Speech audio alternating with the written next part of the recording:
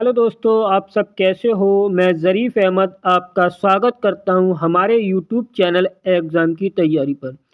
देखिए दोस्तों, हम आपको इतिहास में मुग़ल काल यानी कि मुग़ल वंश पढ़ा रहे थे दोस्तों और बाबर के बारे में पढ़ा रहे थे दोस्तों।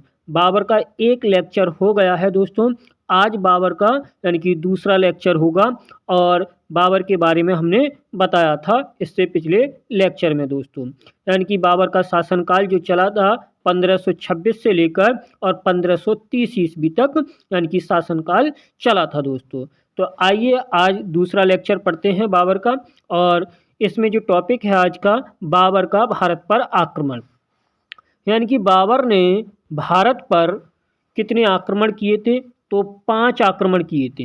यानी कि बाबर का भारत पर आक्रमण, बाबर ने भारत पर 5 आक्रमण किए थे, जिसमें पहला जो आक्रमण था बाजौर और भैरा, बाजौर एवं भैरा पर आक्रमण, और ये 1519 ईस्वी में किया था। यानी कि बाबर का भारत पर आक्रमण, यानी कि बाबर ने भारत पर 5 आक्रमण किए थे। क्वेश्चन पूछा जाता है दोस्तों कि बाबर ने भारत पर कितने आक्रमण किए थे? तो 5 आक्रमण किए थे, जिसमें पहला जो आक्रमण है दोस्तों बाजौर एवं भैरा पर आक्रमण कब हुआ था? तो 1519 ईस्वी में हुआ था। ये पहला आक्रमण है। तो आइए इसके बारे में देखते हैं दोस्तों विस्तार से। देखिए दोस्तों, बाबर ने भारत पर 5 बार आक्रमण किया। यानी कि बाबर ने भारत पर 5 बार आक्रमण किया। बाबर का भारत के विरुद्ध किया गया पहला युद्ध या प्रथम अभियान 1519 ईस्वी में यूसुफ जाई जाति के विरुद्ध था। ये पॉइंट आपको ध्यान रखना है कि बाबर का जो पहला जो युद्ध था यानी कि प्रथम अभियान जो था वो किसके विरुद्ध था? तो यूसुफ यानी कि यूसुफ जाई जाति के विरुद्ध था। यूसुफ जाई जाति के विरुद्ध था। यानी कि बाबर ने भारत पर 5 बार आक्रमण किया और बाबर का भारत के विरुद्ध किया गया पहला युद्ध यानी कि प्रथम अभियान या पहला अभियान जो 1519 ईस्वी में हुआ था वो यूसुफ जाई जाति के विरुद्ध किया था, यानी कि विरुद्ध था। अगला पॉइंट देखते हैं, नेक्स्ट पॉइंट देखते हैं दोस्तों। देखिए, इस अभियान या युद्ध में बाबर ने बाजौर और भैरा को अपने अधिकार में कर लिया। यानी कि जो 1519 में जो अभियान हुआ था यानी कि जो युद्ध हुआ था, ठीक है, इस अभियान में बाबर ने बाजौर और भैरा को अपने अधिकार में कर लिया। यानी कि इस पर अधिकार हो गया बाजौर और भैरा पर। अब देखिए, नोट करके मैंने यहाँ पे पॉइंट लिखा है दोस्तों, इसको भी देख लेते हैं। ये बाबर द्वारा भारत में लड़ा गया पहला युद्ध था। यानी कि ये बाबर द्वारा भारत में लड़ा गया यानी कि पहला युद्ध था जो यूसुफ जाई जाति के विरुद्ध था। नोट करके मैंने लिखा है यहाँ पर। यानी कि ये बाबर द्वारा भारत में लड़ा गया पहला युद्ध था जो यूसुफ जाति के द्वारा यानी कि विरुद्ध था, यानी कि यूसुफ जाई जाति के विरुद्ध था दोस्तों। ये ध्यान रखना है आपको। ये बाबर द्वारा भारत में लड़ा गया पहला युद्ध था जो यूसुफ जाई जाति के विरुद्ध था। अब देखिए, यानी कि जो पहला युद्ध था मैंने उसके बारे में थोड़ी जानकारी दी आपको। अब अगला देखिए युद्ध। अगला जो युद्ध है वो पेशावर पर आक्रमण किया 1519 ईस्वी में। यानी कि 1519 ईस्वी में यानी कि दूसरा आक्रमण, यानी कि पहले आक्रमण में हमने यानी कि बाजौर और भैरा पर आक्रमण किया था और दूसरा आक्रमण जो है वो पेशावर पर आक्रमण किया 1519 ईस्वी में। बाबर ने तीसरा आक्रमण जो किया था वो सियालकोट पर आक्रमण किया 1520 ईस्वी में। और चौथा जो आक्रमण किया लाहौर और दीवालपुर, यानी कि लाहौर पर भी और दीवालपुर पर भी आक्रमण किया 1524 ईस्वी में। अब पांचवा जो आक्रमण है वो प्रसिद्ध आक्रमण है, वो है पानीपत का प्रथम युद्ध, जो मैंने यहाँ पे लिखा नहीं है लेकिन उसे यानी कि 3 महत्वपूर्ण युद्धों में माना जाता है, यानी कि पानीपत का युद्ध, चंदेरी का युद्ध और खानवा का युद्ध। इन युद्धों में इसकी गिनती होती है, लेकिन यहाँ पर भी आपको ध्यान से रखना है कि 5वां युद्ध जो हुआ, 5वां जो युद्ध है वो पानीपत का प्रथम युद्ध है। यानी कि 5वां जो युद्ध है वो पानीपत का प्रथम युद्ध है, जो 21 अप्रैल 1526 ईस्वी को हुआ था दोस्तों। आइए 5वां युद्ध देखते हैं हम, यानी कि पानीपत का प्रथम युद्ध, यानी कि इम्पोर्टेंट युद्ध है, यानी कि प्रमुख युद्ध है, और इसके बारे में देखते हैं दोस्तों। तो पानीपत का जो प्रथम युद्ध हुआ था दोस्तों, आप जानते हैं, यानी कि 21 अप्रैल 1526 ईस्वी को हुआ था। 21 अप्रैल 1526 ईस्वी को यानी कि पानीपत का प्रथम युद्ध हुआ था। ये ध्यान रखना है आपको कि पानीपत का प्रथम युद्ध कब हुआ था, तो 21 अप्रैल 1526 ईस्वी को हुआ था दोस्तों। आइए इसके बारे में देखते हैं। 1526 ईस्वी में जो युद्ध हुआ था यानी कि पानीपत का, वो किस किस के बीच हुआ था, ठीक है, देखते हैं दोस्तों। तो देखिए दोस्तों कि पॉइंट देखें, लाहौर के सूबेदार दौलत खां लोधी, ये बहुत ध्यान रखना है, यानी कि पानीपत के प्रथम युद्ध से रिलेटेड है, संबंधित है। यानी कि जो लाहौर के सूबेदार थे यानी कि दौलत खां लोधी व मेवाड़ के शासक राणा संग्राम सिंह ने बाबर को भारत पर आक्रमण करने के लिए आमंत्रित किया। अब देखिए यहाँ पर पॉइंट ये है कि बाबर को बुलाया किसने था आक्रमण करने के लिए, यानी कि बाबर को बुलाया किसने था, तो दौलत खां लोधी थे जो लाहौर के सूबेदार थे, और मेवाड़ के शासक थे राणा संग्राम सिंह। इन्होंने भारत पर आक्रमण करने के लिए बाबर को आमंत्रित कर दिया, यानी कि बाबर को बुला लिया दोस्तों। आगे देखते हैं दोस्तों, नेक्स्ट पॉइंट, पानीपत का ये युद्ध बाबर और इब्राहिम यानी कि बाबर और इब्राहिम लोधी के बीच लड़ा गया, यानी कि बाबर व इब्राहिम लोधी के बीच लड़ा गया, जिसमें इब्राहिम लोधी की हार हुई। यानी कि पानीपत का जो प्रथम युद्ध था बाबर और इब्राहिम लोधी के बीच हुआ था, और जिसमें इब्राहिम लोधी की हार हुई, तथा वह मध्यकाल का प्रथम शासक था जो युद्ध स्थल में मारा गया था। ये पॉइंट बहुत ध्यान से आपको ध्यान रखना है कि ये मध्यकाल का शासक था, एक ऐसा शासक था, यानी कि पहला शासक था जो युद्ध स्थल में मारा गया था। कहाँ मारा गया था, युद्ध स्थल में।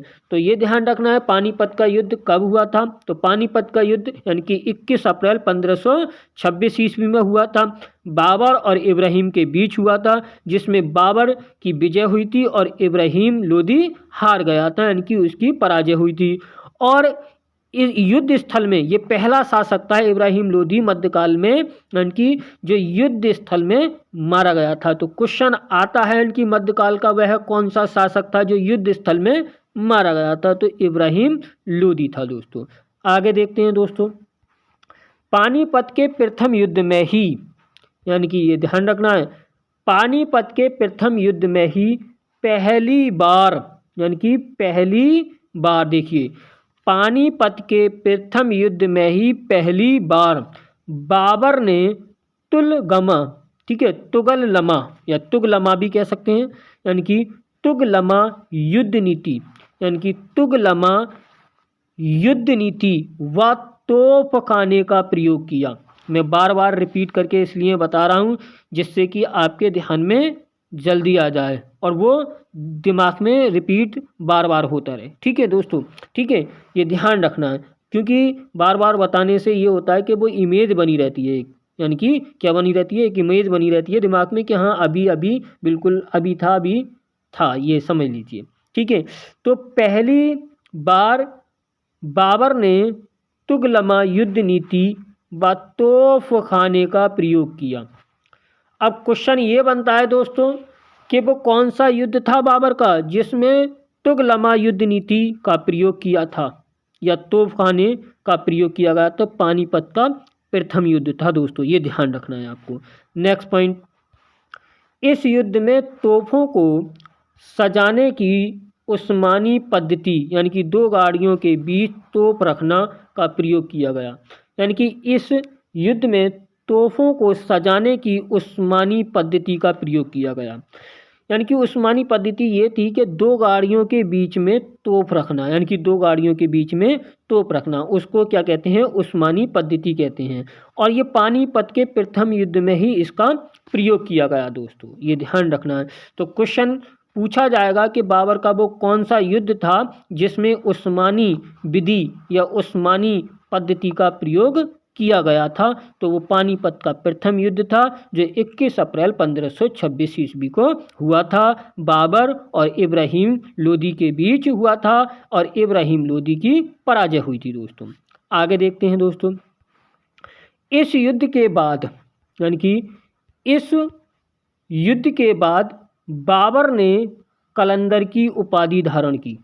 यानी कि इस युद्ध के बाद यानी कि बाबर ने कलंदर की उपाधि धारण की। यानी कि पानीपत के प्रथम युद्ध के बाद बाबर ने कलंदर की उपाधि धारण की। अगला देखते हैं पॉइंट, इस युद्ध को जीतने के बाद यानी कि इस युद्ध को जीतने के बाद हुमायूं यहाँ पे थोड़ी गलती हो गई है, यहाँ पे ये मात्रा नहीं लगी है, मात्रा में लगा देता हूँ। ठीक है, यहाँ पे मात्रा नहीं लगी है, ठीक है, ये मैं मात्रा लगा देता हूँ। इस युद्ध को जीतने के बाद हुमायूं ने बाबर को कोहिनूर हीरा, यानी कि इस युद्ध को जीतने के बाद हुमायूं ने बाबर को कोहिनूर हीरा दिया, जिसे हुमायूं ने ग्वालियर के दिवंगत राजा विक्रमादित्य से प्राप्त किया था। यानी कि इस युद्ध को जीतने के बाद हुमायूं ने बाबर को कोहिनूर हीरा दिया था, जिसे हुमायूं ने ग्वालियर के दिवंगत राजा विक्रमादित्य से प्राप्त किया था। किससे? विक्रमादित्य से प्राप्त किया था। नेक्स्ट पॉइंट देखते हैं दोस्तों, उस्ताद अली यानी कि उस्ताद अली एवं मुस्तफ़ा बाबर के दो प्रसिद्ध निशानेबाज थे। यानी कि उस्ताद अली एवं मुस्तफ़ा बाबर के दो प्रसिद्ध निशानेबाज थे, जिसने पानीपत के प्रथम युद्ध में भाग लिया था। यानी कि पानीपत के प्रथम युद्ध में भाग लिया था, यानी कि जिन्होंने पानीपत के प्रथम युद्ध में भाग लिया था। क्वेश्चन ये पूछा जाता है कि बाबर के दो प्रसिद्ध निशानेबाज कौन थे जिन्होंने पानीपत के प्रथम युद्ध में भाग लिया था? तो भैया दोस्तों वो थे उस्ताद अली और मुस्तफ़ा, जो पानीपत के प्रथम युद्ध में भाग लिया था। आगे देखते हैं दोस्तों, अब आता है अगला युद्ध, खानवा का युद्ध। तो देखिए दोस्तों, खानवा का जो युद्ध हुआ था वो हुआ था 17 मार्च 1527 ईस्वी को। खानवा का युद्ध 17 मार्च 1527 ईस्वी को हुआ था दोस्तों। खानवा का युद्ध 17 मार्च 1527 ईस्वी को हुआ था। आगे पॉइंट देखते हैं, इसके बारे में देख लेते हैं किस किस के बीच हुआ था। देखते हैं दोस्तों, तो ये युद्ध फतेहपुर सीकरी से, यानी कि फतेहपुर सीकरी कहाँ है? आगरा से, यानी कि 34 किलोमीटर लगभग दूर है। और फतेहपुर सीकरी से ही यानी कि 10 मील पश्चिम की ओर खानवा नामक गांव के पास, यानी कि ये युद्ध फतेहपुर सीकरी से 10 मील पश्चिम की ओर खानवा नामक गांव के पास बाबर और मेवाड़ के शासक राणा सांगा के बीच हुआ था। यानी कि जो बाबर के बीच और राणा सांगा के बीच हुआ था, उस समय राणा सांगा मेवाड़ का शासक था। ठीक है दोस्तों, आगे देखते हैं। इस युद्ध में राणा सांगा का सहयोग, देखिए ये ध्यान रखना है, इस युद्ध में राणा सांगा का सहयोग चंदेरी के शासक मेदिनी राय ने दिया था। किसने दिया था? मेदिनी राय ने दिया था। यानी कि खानवा का जो युद्ध हुआ था उसमें यानी कि राणा सांगा का सहयोग चंदेरी के शासक मेदिनी राय ने दिया था। और ये युद्ध हो किससे रहा था? बाबर से हो रहा था। ठीक है दोस्तों, बाबर से हो रहा था। तो इस युद्ध में भी बाबर की क्या हुई थी? विजय हुई, यानी कि बाबर जीत गया और राणा सांगा जो था हार गया था दोस्तों। तो ये ध्यान रखना है, जो खानवा का जो युद्ध हुआ था यानी कि वो किस किस के बीच हुआ था, तो आपको ध्यान रखना है कि बाबर और मेवाड़ के शासक यानी कि राणा सांगा के बीच लड़ा गया था। खानवा का जो युद्ध हुआ था दोस्तों, वो बाबर और राणा सांगा के बीच हुआ था। और राणा सांगा का जी जो सहायता की थी, जो राणा सांगा की जो सहायता की थी, सहयोग दिया था, वो चंदेरी के शासक मेदिनी राय ने दिया था। और फिर भी बाबर विजय हो गया था, यानी कि बाबर जीत गया था। अगला पॉइंट देखते हैं दोस्तों, अगला पॉइंट देखते हैं। बाबर ने खानवा के युद्ध के बाद बाबर ने खानवा युद्ध के बाद गाजी यानी कि गाजी की उपाधि धारण की। बाबर ने खानवा युद्ध के बाद गाजी की उपाधि धारण की। और इस युद्ध के पूर्व यानी कि इस युद्ध के पूर्व बाबर ने जिहाद का नारा लगाया था। यानी कि इस युद्ध से यानी कि खानवा युद्ध से पहले बाबर ने जिहाद का नारा लगाया था तथा तमंगा नामक व्यापारिक कर समाप्त कर दिया तथा तमंगा नामक व्यापारिक कर समाप्त कर दिया। यानी कि बाबर ने खानवा युद्ध के बाद गाजी की उपाधि धारण की और इस युद्ध से पहले यानी कि पूर्व बाबर ने जिहाद का नारा लगाया तथा तमंगा नामक व्यापारिक कर समाप्त कर दिया। आगे देखते हैं दोस्तों। अब देखिए चंदेरी का युद्ध दोस्तों, काय का चंदेरी का युद्ध। तो चंदेरी का जो युद्ध हुआ था वो 29 जनवरी 1528 ईस्वी को हुआ था। चंदेरी का युद्ध 29 जनवरी 1528 ईस्वी को हुआ था। इसके बारे में चर्चा करते हैं, देखते हैं क्या क्या पॉइंट हैं दोस्तों इसके। तो देखिए पहला पॉइंट ये है कि ये युद्ध बाबर और चंदेरी के शासक मेदिनी राय के बीच हुआ था। अब ये आप जानते ही हो क्योंकि मेदिनी राय ने राणा सांगा की मदद की थी और इसी के खिलाफ एक युद्ध जो हुआ वो चंदेरी का युद्ध कहलाया। यानी कि चंदेरी का युद्ध जो हुआ बाबर व चंदेरी के शासक मेदिनी राय के बीच हुआ था। इस युद्ध में बाबर की ओर से शेर शाह सूरी ने भी यानी कि युद्ध किया था। यानी कि इस युद्ध में जो चंदेरी का जो युद्ध हुआ था ना, ये बाबर और मेदिनी राय के बीच हुआ था। ठीक है, तो इसमें बाबर की जो सहायता की थी यानी कि बाबर के तरफ से जो लड़ रहा था वो शेर शाह सूरी भी लड़ रहा था। यानी कि शेर शाह सूरी ने भी युद्ध किया था और इस युद्ध में यानी कि इस युद्ध में मेदिनी राय की पराजय हुई। यानी कि इस युद्ध में क्या हुई थी, इस युद्ध में मेदिनी राय की क्या हुई थी, पराजय हुई थी और बाबर जीत गया था दोस्तों। आगे पॉइंट देखते हैं। एक पॉइंट है बहुत अच्छा, देखिए दोस्तों। इस युद्ध में शेरशाह सूरी ने कहा था, मतलब एक लाइन की थी शेरशाह सूरी ने और बताया, क्या बताया, अगर सौभाग्य मेरा मित्र रहा, यानी कि अगर सौभाग्य मेरा मित्र रहा और भाग्य ने मेरा साथ दिया तो मैं मुगलों को एक दिन भारत से भगा दूंगा। अगर सौभाग्य मेरा मित्र रहा और भाग्य ने मेरा साथ दिया तो मैं मुगलों को एक दिन भारत से भगा दूंगा। किसने कहा था ये? शेरशाह सूरी ने कहा था दोस्तों। तो देखिए दोस्तों अगला युद्ध देखते हैं, घाघरा का युद्ध। अगला युद्ध कौन सा है? घाघरा का युद्ध। तो घाघरा का जो युद्ध हुआ था 5 मई 1529 ईस्वी को हुआ था। घाघरा का जो युद्ध हुआ था 5 मई 1529 ईस्वी को हुआ था दोस्तों। तो आइए इसके बारे में देखते हैं दोस्तों। तो ये युद्ध बिहार प्रांत में घाघरा नदी के तट पर, ये युद्ध बिहार प्रांत में घाघरा नदी के तट पर बाबर और अफगानों के बीच लड़ा गया, जिसमें अफगानों की हार हुई। यानी कि क्या हुई? अफगानों की हार हुई। यानी कि ये युद्ध यानी कि बिहार प्रांत में घाघरा नदी के तट पर बाबर और अफगानों के बीच लड़ा गया, जिसमें अफगानों की हार हुई दोस्तों। आगे देखते हैं। अफगानों की सेना का नेतृत्व यानी कि अफगानों की सेना का नेतृत्व इब्राहिम लोदी का पुत्र यानी कि महमूद लोदी कर रहा था। ठीक है, क्योंकि इब्राहिम लोदी से तो बाबर का पहला प्रथम यानी कि पानीपत का युद्ध हुआ था 1526 ईस्वी में।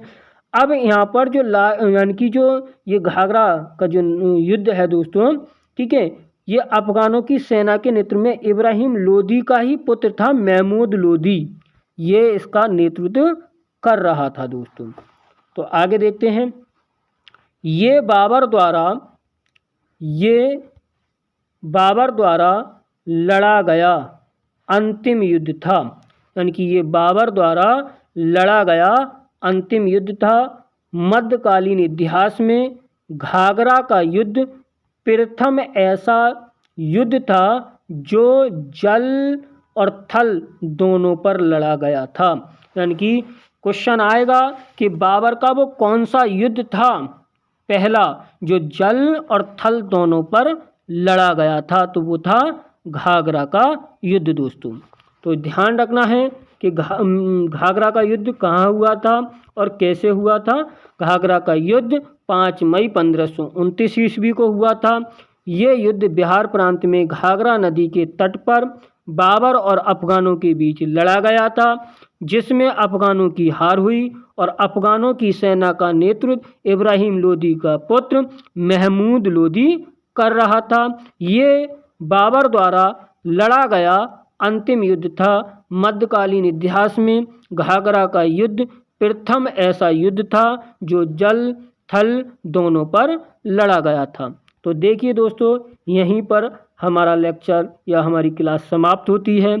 अगर ये लेक्चर आपको अच्छा लगा है, ठीक है, आपको अच्छा लगा है तो आप अपने दोस्तों में शेयर कीजिए और हमारे चैनल को सब्सक्राइब कीजिए। थैंक यू, धन्यवाद।